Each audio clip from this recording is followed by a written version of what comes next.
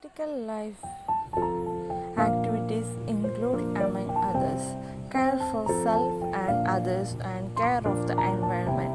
Caring for plants is part of caring for the environment, and it is a wonderful opportunity for a child to develop responsibility, discipline, and most importantly, affection for nature. Development in Montessori. Some materials are using Montessori apparatus to help a child develop and refine his or her five senses. Use of these materials constitute the next level of difficulty after those of practical life.